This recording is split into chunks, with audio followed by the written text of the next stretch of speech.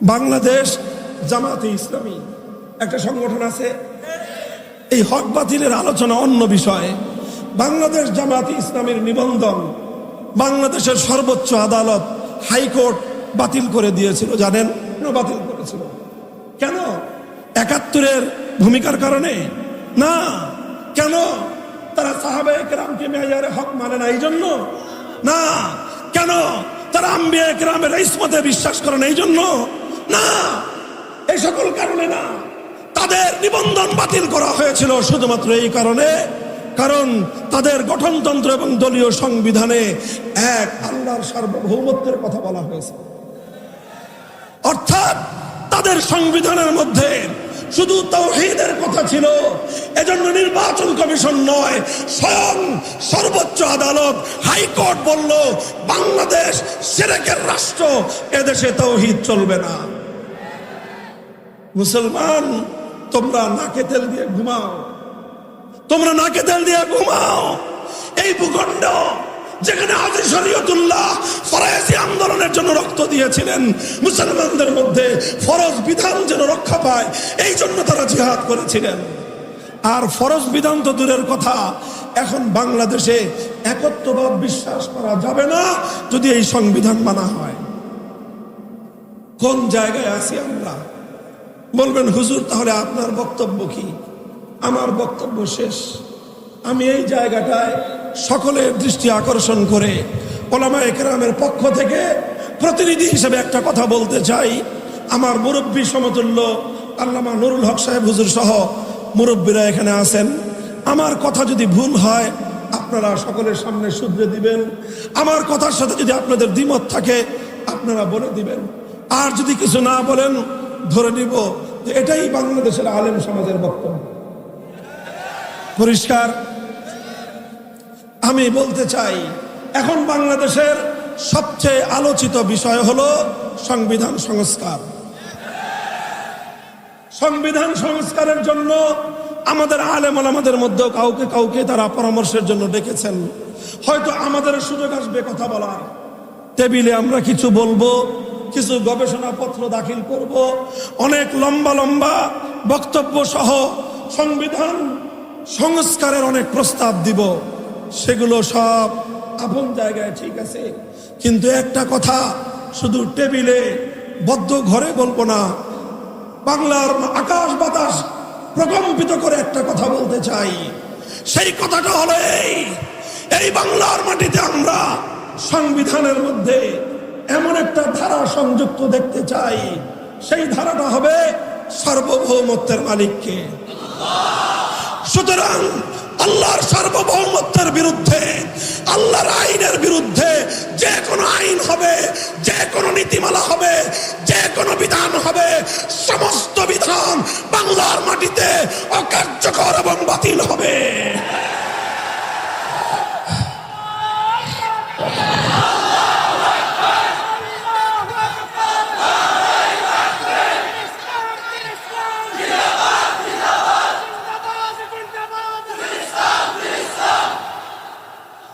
কাজেই এটা আমাদের আবদার নয়, এটা আমাদের আবদার নয়, এটা আমাদের হৃদয়ের রক্ত দিয়ে লেখা দাবি। আমরা বলতে চাই ৫ই আগস্টের বিপ্লবের পর বাংলাদেশ আজ এই দাবি উত্থাপন করার জন্য উপযুক্ত পটভূমি তৈরি হয়েছে। ৫ই আগস্টের বিপ্লবের স্বরূপ যদি কেউ বুঝতে চান, বিপ্লবের প্রতীক যদি দেখতে চান, তাহলে আমি বলবো দুপুরের পর থেকে নিয়ে আসর পর্যন্ত ১ থেকে ১.৫ ঘন্টার বাংলাদেশ দেখুন। ৫ই আগস্ট ২০২৪ সালের দুপুর ২টো থেকে ৩টা-৪টা পর্যন্ত ২ ঘন্টার বাংলার টেকনাফ থেকে তেতুলিয়া দেখুন। একটা দৃশ্য সকলের চোখে পড়বে, সকলের কানে বাজবে। সেটা হলো ১৪-১৫ বছরে গোটা বাংলাদেশে শিরকের যত প্রতীক মূর্তি তৈরি করা হয়েছিল, বাংলার শাহজালালের সন্তানেরা, বাংলার বীর তৌহিদি জনতা ২ ঘন্টার মধ্যে সমস্ত মূর্তি ভেঙে বঙ্গোপসাগরে ভাসিয়ে দিয়েছে।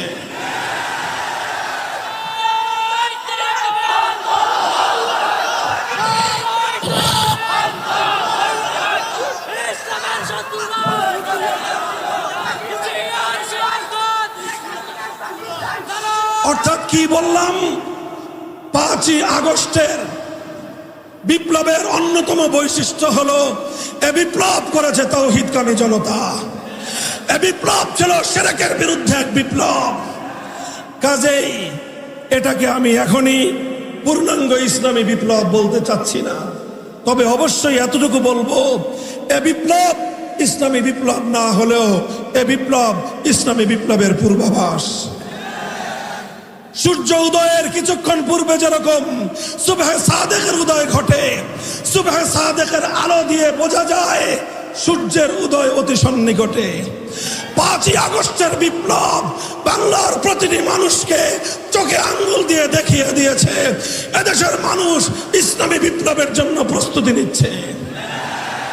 শুধু কওমি মাদ্রাসার ছাত্ররা নয়, যারা কওমি মাদ্রাসাকে জঙ্গি উৎপাদনের প্রজনন কেন্দ্র বলতেন, দিন ভুলে যান। তাওহীদের সৈনিক শুধু কওমি মাদ্রাসায় নয়, প্রতিটি বিশ্ববিদ্যালয় তৈরি হচ্ছে, প্রতিটি কলেজে কলেজে তৈরি হচ্ছে। ওরা তাওহীদের জন্য জীবন দেওয়ার জন্য প্রস্তুত হচ্ছে। ইনশাআল্লাহ আমরা এজন্য শান্তিপ্রিয় ভাবে বলছি, দাবি উত্থাপন করছি যে আল্লাহর আইনের বিরুদ্ধে, কোরআন সুন্নাহর আইনের বিরুদ্ধে বাংলাদেশে কোনো আইন, কোনো নীতিমালা কার্যকর হবে না। এই ব্যবস্থা নতুন প্রবর্তিত সংবিধানে অন্তর্ভুক্ত থাকতে হবে। কেউ যদি বলেন যে হুজুর যদি না করে তাহলে কি করবেন?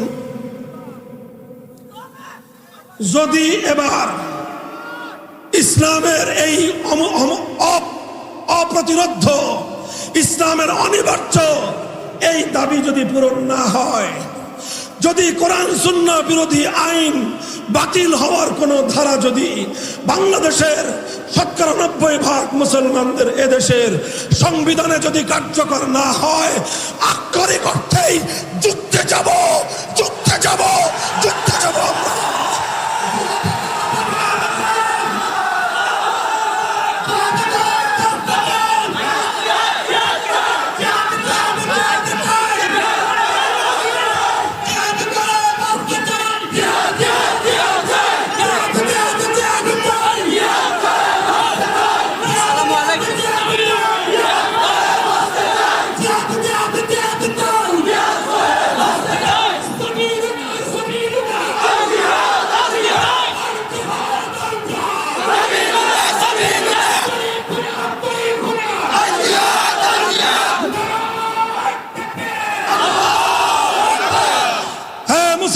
প্রস্তুতি নাও।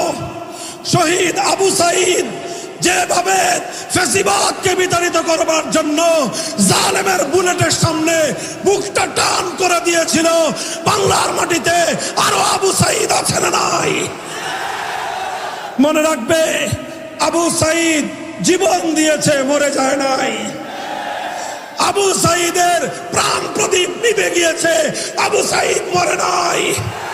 আবু সাঈদ জীবন দিয়ে অমর হয়ে থেকেছে। যদি এক ফ্যাসিবাদকে বিতাড়িত করবার জন্য ২০০০ মানুষের রক্ত দিতে পারে, ২০০০ মানুষের যদি জীবন যেতে পারে এক জালিমের পতনের জন্য, তাহলে আল্লাহর কোরআনের রাজ কায়েম করার জন্য, ইসলামী চূড়ান্ত বিপ্লবের জন্য ২০০০ নয়, ২ লক্ষ নয়, যদি ২ কোটি মানুষের জীবনের প্রয়োজন হয়, শহীদি ঈদগাহে জমায়েত হতে কারা প্রস্তুত থাকবে?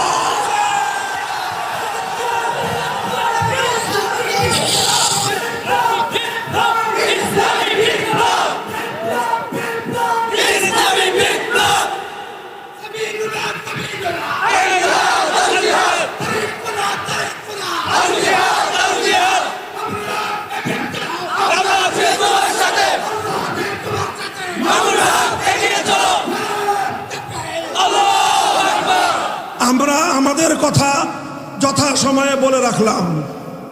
কাজেই কেউ যেন এই অজুহাত তুলতে না পারে যে হুজুর আপনারা এত গরম হয়ে গেলেন, আগে তো কিছুই বললেন না। এই জন্য বলছি, সারা বাংলাদেশে এখন আমার এই এক ওয়াজ, সংবিধান সংস্কার হবে, মুসলমানদের ১০০ বছরের প্রাণের দাবি পূরণ করতে হবে। যদি পূরণ করতে এই রাষ্ট্র ব্যর্থ হয়, এই রাষ্ট্রের ব্যাপারে আমরা সিদ্ধান্ত নিব যে এই রাষ্ট্র নাবালক রাষ্ট্র। এই রাষ্ট্রকে কেমনে মুসলমানি করতে হয়, সেই মুসলমানি করার হাজম আমরা হয়ে যাব।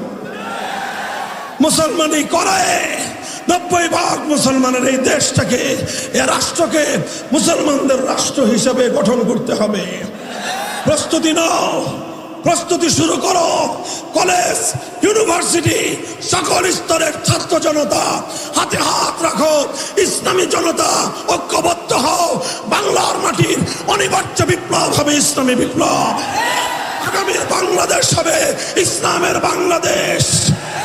শাসনতন্ত্র হবে ইসলামের শাসনতন্ত্র। সংবিধান হবে আল কোরআনের সংবিধান।